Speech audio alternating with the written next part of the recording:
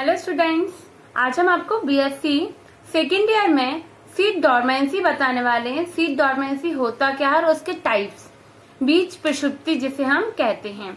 आप सभी जानते हैं कि हम कभी बीजों को बोते हैं। हम अगर मान लीजिए सपोज फॉर एग्जांपल कि हम 18 से 20 बीजों को अगर सीड्स को बोते हैं, लेकिन उनमें से कुछ सारे सीड्स अंकुरित नहीं होते हैं और बीजों का अंकुरित ना होना वो कुछ समय के लिए क्या होते हैं, या कुछ बीज तुरंत जल्दी 1-2 दिन में ही अंकुरित हो जाते हैं और कुछ सीड्स 10 दिन 15 दिन या काफी लॉन्ग टाइम बाद वह जर्मिनेट होते हैं, अंकुरित होते हैं। तो बीजों का यह अंकुरण जिनमें वो लॉन्ग टाइम ले रहा है, सीड जर्मिनेशन में लॉन्ग टाइम ले रहा है, वह ऐसे प्रकार के सीड्स को हम क्या कहेंगे कि वो प्रसुप्त अवस्था में है।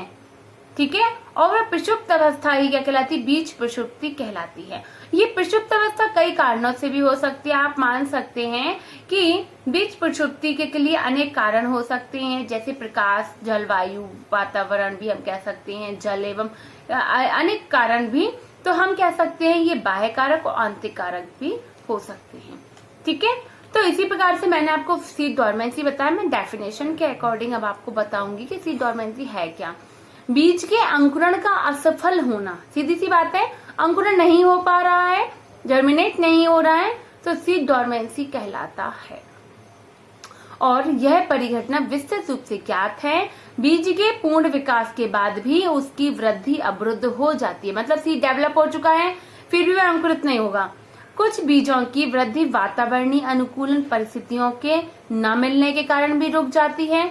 इस प्रकार के बीजों को यदि उपयुक्त तापमान, ऑक्सीजन, नमी प्राप्त हो जाती है तो वे अंकुरण करने लगते हैं। उनको अगर मान लीजिए टेम्परेचर और वातावरण उनके अकॉर्डिंग नहीं दिया गया सीड को, तो वे क्या होंगे, अंकुरित नहीं होते हैं। ठीक है, लेकिन जैसे उनको टेम्परेचर उनके अकॉर्डिंग मिल जाता है, वातावरण उनको मिल जाता है, वह तुरंत ही डेवलपमेंट करने लगते हैं, अंकुरण करने लगते हैं। ठीक है, तो वे अंकुरण करने लगते हैं। कुछ बीज अनुकूल परिस्थितियों के मिलने पर भी अंकुरण नहीं करते। ऐसी अवस्था में पूर्ण शुष्क परिवर्तन बीज कार्यकीय रूप से निष्क्रिय होते हैं। ऐसे सीड क्या होते हैं, कार्य की दृष्टि से वो निष्क्रिय होते, मतलब वो डेवलप नहीं है अच्छे से, तो कैसे डेवलपमेंट करेगा।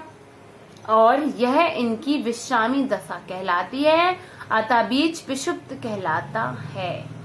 यह परिघटना क्या कहलाती है, प्रसुप्ति कहलाती है। क्लियर है किस तरीके से आपको डॉर्मेंसी लिखना है। ये डेफिनेशन हो गई। एक आध एग्जाम्पल के अकॉर्डिंग भी हम बताते हैं कि इस प्रकार विभिन्न प्रकार के बीज प्रसुप्ति का आधार आकारिकी तथा कार्यकी की अन्योन क्रियाओं के फलस्वरूप होता है। ठीक है, प्रमुख रूप से बीजों में 2 प्रकार की प्रसुप्ति पाई जाती है, जो प्राथमिक तथा द्वितीयक प्रसुप्ति कहलाती है। कितने प्रकार की, 2 प्रकार की, प्राथमिक तथा द्वितीयक प्रसुप्ति कहलाती है। प्राथमिक प्रसुप्ति के अंतर्गत बीज के अंदर कुछ ऐसी दशाएं पाई जाती हैं जो उसके अंकुरण को रोक देती हैं, जो उसके अंकुरण को क्या करती हैं, रोक देती हैं, जबकि बीज मात्र पौधे पर ही परिपक्व हो जाते हैं।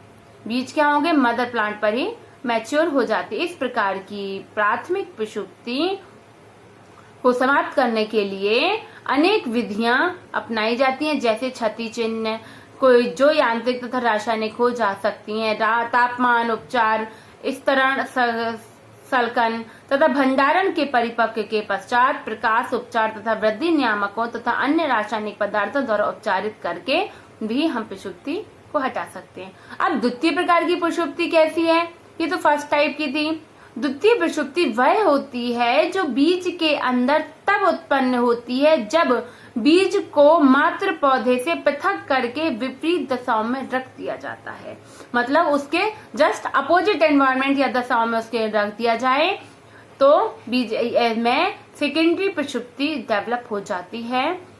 पोलोन तथा टूरन जो साइंटिस्ट थे, उन्होंने अपने प्रयोगों और दशाओं में बताया, जैसे अंकुरण के लिए आंतरिक अवरोध का पाया जाना तथा पर्यावरणीय दशाओं के प्रतिकूल अवस्थाओं के पाए जाने के लिए किया है। ठीक है, इसी प्रकार उन्होंने एक और एग्जाम्पल बताया। उन्होंने बंद परिवर्धन की अवस्था का वर्णन किया, जो उपयुक्त अंकुरण दशाओं के लिए अनुपस्थित होती है। उन्होंने प्रसुप्ति को एक अवस्था कहा जिसमें बीज का अंकुरण रुक जाता है। यद्यपि पर्यावरणीय दशाएं सामान्य रूप से अंकुरण के लिए अनुकूल होती हैं। हम जानते हैं कि ये अनुकूल होती है, पर्यावरणीय दशाएं के बिना तो कोई वृद्धि हो ही नहीं सकती है। लेकिन अगर ये दशाएं ना मिल पाए तो उसके कारण भी अवरुद्ध हो जाती है। और एक इंटरनली कारण भी होते हैं जिनके कारण ये क्या होती है, वृद्धि रुक जाती है। ठीक है। प्रसुप्ति के प्रकार क्या होते हैं, कितने प्रकार की होती है प्रसुप्ति, तो मैंने आपको बताया था कि प्रसुप्ति विभिन्न प्रकार की होती है। दुर्भाग्यवश अनेक वैज्ञानिकों ने टर्मिनोलॉजी का प्रयोग किया, मतलब वैज्ञानिकों ने ऐसी टर्मिनोलॉजी का प्रयोग किया, उसमें यह था कि निको लीवा में निम्न प्रकार भ्रूण का जो वर्गीकरण प्रस्तुत किया गया। भ्रूण के बाह्य स्तरों के गुण के आधार पर कि बाह्य स्तर में विभिन्न किसी में चोल आवरण ज्यादा मोटा है तो वो फाड़ नहीं, मतलब जर्मिनेट होने के लिए उसकी अंकुरण नलिका नहीं निकल पा रही है ना। भ्रूण का अल्प विकास, भ्रूण मैच्योर नहीं होता है, ये भी एक दशा है। भ्रूण की कार्यकीय दशा नहीं मिलती है उसको। उपरोक्त सभी समन्वय। ठीक है।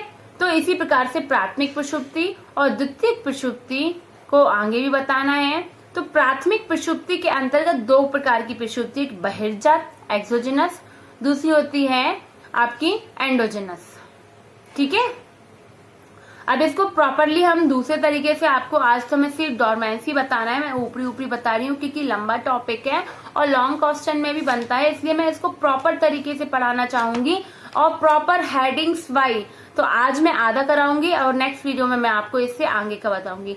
तो आज हम प्राइमरी डोरमेंसी के अंतर्गत जो पढ़ने वाली है, मैं ऊपर आपको थोड़ा थोड़ा लाइट समझा देती हूँ कि बहिर्जात का मतलब ये है कि यह प्राथमिक प्रसुप्ति का रूप होता है जिसमें आवश्यक अंकुरण वस्तुएं जैसे पानी, प्रकाश, तापमान आदि भ्रूण को प्राप्त नहीं होता। तो ये बाहरी आवरण से प्राप्त हुई चीजें, ये उसके आंतरिक चीजें तो नहीं है, तो इसलिए हमने बहिर्जात प्रसुप्ति कहा इसको।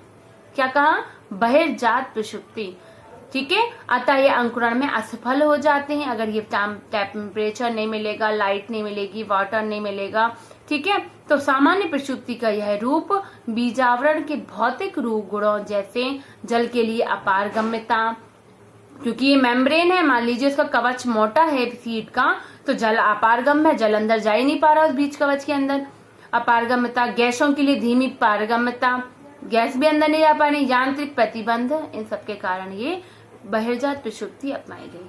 अब हम इसको प्रॉपर आपको समझाएंगे नेक्स्ट वीडियो में, और कि जल के लिए बीजावरण की अपारगम्यता के बारे में भी, गैसों के लिए कैसी अपारगम्यता होती है, तो थोड़ा थोड़ा मैं आपको बता दूंगी और इसके पॉइंट्स भी हम आपको डलवाएंगे प्रॉपर। ठीक है। तो आज के लिए इतना ही। Thank you students.